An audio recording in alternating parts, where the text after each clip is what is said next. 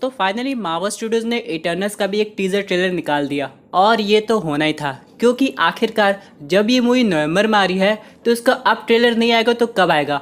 और इस ट्रेलर में बहुत कुछ रिवील हुआ है और ट्रेलर काफ़ी सिंपल तरीके से हम लोग को समझा रहे हैं कि एक्चुअली में क्या होने वाला है। लेकिन हाँ दोस्तों, यहाँ पे इसके बाद मैं आगे जाके ये भी डिस्कस करूंगा कि इटर्नल्स एक्चुअली में कहाँ से आ रहे हैं, यानी उनका ओरिजिन अर्थ से नहीं हुआ है। दोस्तों कंप्लीट वीडियो को स्टार्ट करने से पहले आप लोग कर दीजिए वीडियो को लाइक और कमेंट करके ये बताइए कि आप इस ट्रेलर को 5 में से कितना स्टार देंगे। साथ ही साथ जो लोग मेरे चैनल पर नए आए, मेरे चैनल को सब्सक्राइब करके हमारी कॉमिक बुक टॉक्स फैमिली का हिस्सा बन जाए। तो दोस्तों हम लोग शुरुआत करते हैं बिल्कुल नई अपडेट से। दोस्तों ट्रेलर की शुरुआत होती है प्री हिस्टोरिक अर्थ से, जहाँ पे हम लोग देख सकते हैं ह्यूमन बीइंग को, लेकिन तभी अचानक एक स्पेसशिप की एंट्री होती है और यहाँ पे हम लोग देखते हैं इटर्नल्स को। इसमें से एक है जो फीमेल इटर्नल है, उसका नाम सर्सी है और बगल में जो है उसका नाम इक्रिस है। अब दोस्तों स्पेसशिप को देख के ऐसा लग रहा है कि जो इटर्नल्स का ओरिजिन है वो अर्थ पे नहीं होगा बल्कि बाहर से आए होंगे जो कि अर्थ को और डेवलप करना चाह रहे होंगे, जो कि आगे ट्रेलर में दिखाया गया है। उसके बाद दोस्तों हम लोग को एक लुक थेना का दिखाई देता है। अब इन सब के अलावा अगला लुक हम लोग को दिखाई देता है एजैक का। अब दोस्तों ये जो इटर्नल है ये काफ़ी इंपॉर्टेंट है।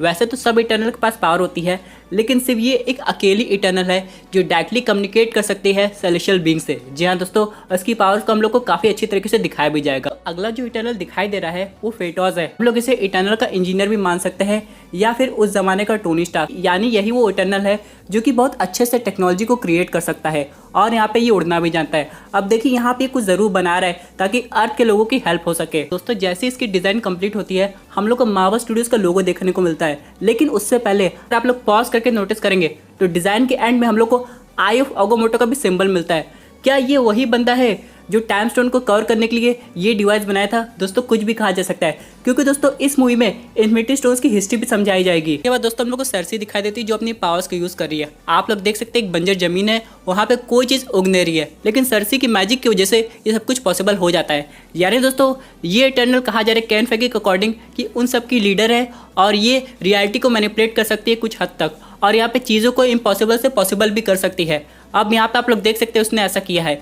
यानी दोस्तों ये जो इटर्नल है वो एक तरह से अर्थ के लोगों के लिए भगवान बन के आए हैं। यहाँ पे इन्होंने ये भी कहा है कि वो अर्थ पे जो भी हो रहा है वो सिर्फ ग्रोथ में हेल्प करे। अब दोस्तों यहाँ पे ये कह भी रहे कि यहाँ पे वो मदद करने आए हैं, उनको गाइड करने आए हैं ताकि वो आगे बढ़ सके। और हम लोग एक सीन में देख सकते हैं उन्हें एक डैगर दिया जा रहा है, यानी दोस्तों उन्हें इवॉल्व होने का तरीका समझाया जा रहा है। यानी अब जो अर्थ की जो फिजिकल इवोल्यूशन है वो इटर्नल्स की वजह से शुरू होगी। यानी दोस्तों pre historic Marvel cinematic universe कैसे शुरू हुआ था ये सब हम लोग को इस ट्रेलर में दिखाया गया है। अब दोस्तों यहाँ पे एक सीन काफ़ी इंपॉर्टेंट है। हम लोग इटर्नल्स को एक साथ देखते हैं और सामने जो लोग हैं वो इटर्नल्स का झुक के नमस्कार कर रहे हैं और इसके पीछे हम लोग देख सकते हैं हो सकता है ये टेम्पल हो जो इन्होंने इटर्नल्स के लिए बनाया भी हो ताकि वो लोग बाद में इटर्नल्स की पूजा कर सके।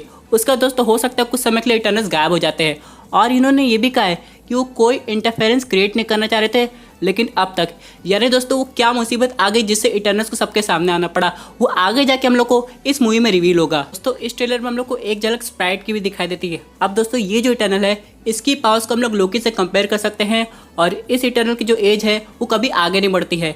यानी दोस्तों वो एक तरह से एक टीनेज बॉडी के अंदर है। अब यहाँ पे ये भी इटर्नल इल्यूजन की मदद से बहुत कुछ क्रिएट कर सकती है और ये भी काफ़ी ज़्यादा हेल्पफुल होगी अर्थ के लोगों के लिए। इसके बाद दोस्तों अगली झलक हम लोग को दिखाई देती है वो है ड्रूक की। अब दोस्तों ये जो इटर्नल कहा जा रहा है ये विलन है, लेकिन दोस्तों ऐसा नहीं है। असल में इस मूवी का जो विलन है वो है क्रो।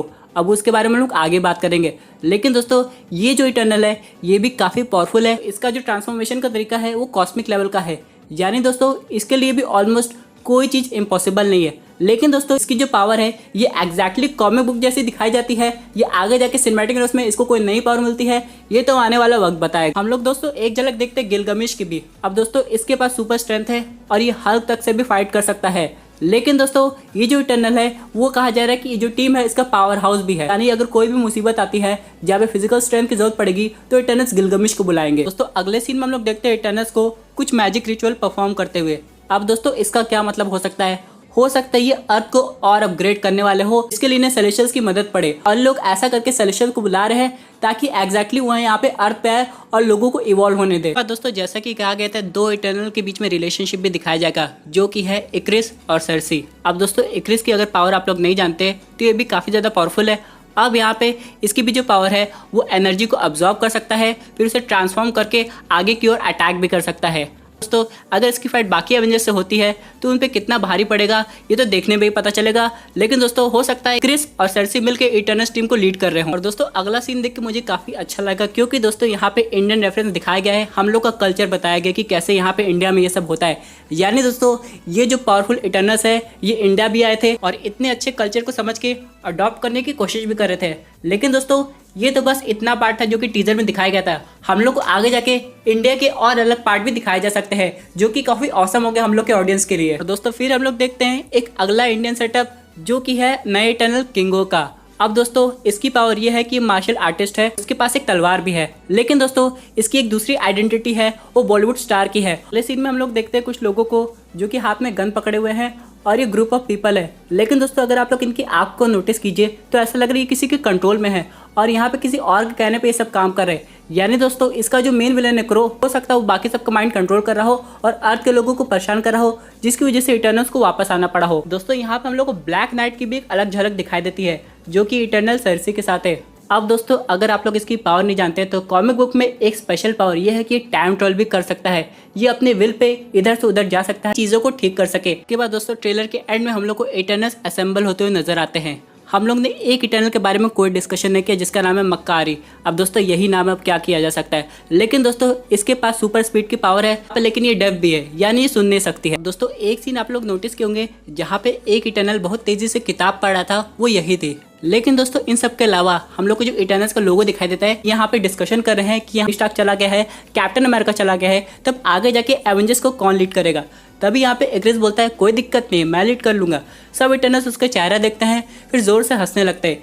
यानी दोस्तों इन लोग के बीच में जो बॉन्डिंग है ये काफ़ी ज़्यादा औसम है। और एक चीज़ और, जैसा कि केविन फेगी ने बहुत पहले कहा था कि ये लोग एवेंजर्स के बारे में काफ़ी अच्छी तरीके से समझते हैं। अब दोस्तों आगे ये देखना है ये आगे जाके अपना इंट्रोडक्शन एवेंजर के साथ कैसे करते हैं। वैसे दोस्तों ट्रेलर देख के काफ़ी अच्छा लग रहा है मुझे, लेकिन अभी तो एक और मेन ट्रेलर बाकी है, फिर फाइनल ट्रेलर बाकी है जिसमें हम लोग को और कुछ रिवील होगा।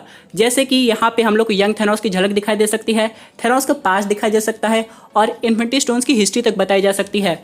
लेकिन दोस्तों इन सब के अलावा जब एग्जैक्टली सॉल्यूशंस आएंगे तब हम लोग को समझ में आएगा कि इटर्नल्स का क्या रोल होने वाला है और यहाँ पे इटर्नल्स का मोटिव क्या है। यहाँ पे जैसा कि कहा गया था कि इस ट्रेलर में हम लोग को पास्ट और प्रेजेंट दोनों मिलकर दिखाया जाएगा, वैसा ही हो रहा है। दोस्तों ये मूवी 2 पार्ट में डिवाइड होगी। अब दोस्तों इटर्नल्स आए इसके बाद ही हो सकता है जो इन्फिनिटी स्टोन्स है वो अर्थ पे आए होंगे। ये भी हो सकता है दोस्तों इनमें से एक इन्फिनिटी स्टोन वो यहाँ पे इटर्नल्स खुद लेके आए होंगे, क्योंकि आप लोग जानते हैं कि सेलेस्टियल्स के पास भी कुछ स्टोन थे जैसे कि पावर स्टोन। तो हो सकता है इनमें से एक जो स्टोन है वो अर्थ पे इसलिए रखा गया कि वहाँ के लोग इन्फिनिटी स्टोन की रक्षा कर सके। लेकिन दोस्तों उसके बाद ही यहाँ पे सॉकर सुप्रीम आए होंगे जैसे कि एंशिएंट वन। दोस्तों ये थी एक अमेजिंग अपडेट जो कि रिलेटेड टू इटर्नल्स के टीजर ट्रेलर ब्रेकडाउन से। आई होप आपको ये वीडियो पसंद आई होगी। वैसे आपकी क्या व्यूज पर्टिकुलर टॉपिक पे अपने व्यूज जरूर कमेंट कीजिए। दोस्तों अगर आप ऐसे सुपर हीरो कंटेंट एंजॉय करना चाहते हैं तो हमारे चैनल को सब्सक्राइब करके हमारी सुपर हीरो फैमिली का हिस्सा बन जाइए।